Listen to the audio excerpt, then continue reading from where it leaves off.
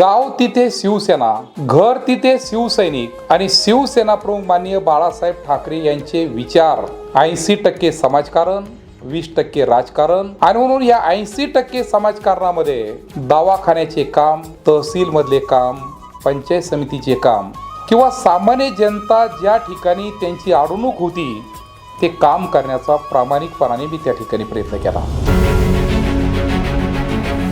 वैजापूर छत्रपती संभाजीनगर आणि नाशिक जिल्ह्याच्या सीमारेषेवरील हा एक तालुका. 164 गावे या तालुक्यामध्ये येतात.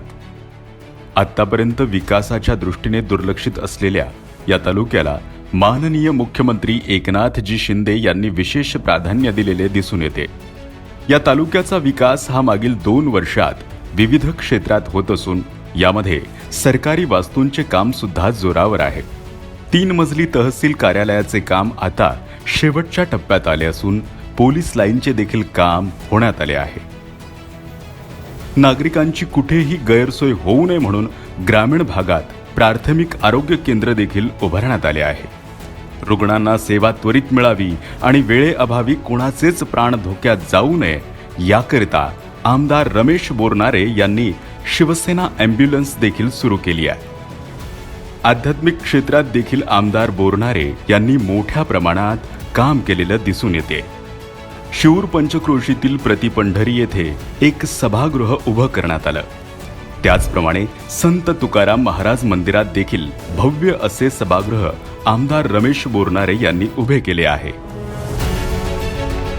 समाजातील जातीय तेढ कमी करण्याकरता आमदार रमेश बोरनारे यांनी तेली समाज, कासार समाजासाठी सभागृह उभे केले आहे.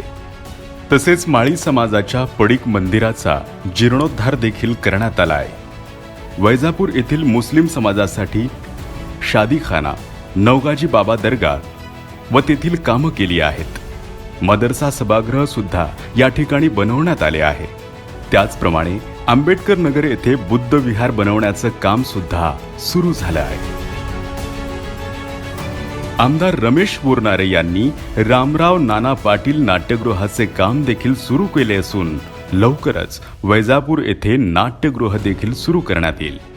माननीय मुख्यमंत्री एकनाथजी शिंदे यांनी 50 वर्षांपासून रखडत असलेल्या श्रीरामकृष्ण गोदावरी उपसा जलसिंचन योजनेला गतिमान केले असून येथील शेतकऱ्यांची कर्जमाफी त्याचप्रमाणे सरकारकडून 65 कोटी रुपये देऊन हा प्रकल्प पुन्हा सुरू करण्यात आलाय. या योजनेमुळे वैजापूर विभागाच्या विकासाला एक वेगळी दिशा मिळेल यात तीळ मात्र शंका नाही. आणि म्हणून जे प्रश्न 5 वर्षात माझ्याकडून सुटले नाही तर येणाऱ्या काळामध्ये निश्चित सोडवण्यासाठी तुम्ही मला संधी द्याल एवढीच या ठिकाणी विनंती करतो. धन्यवाद. जय हिंद, जय महाराष्ट्र, जय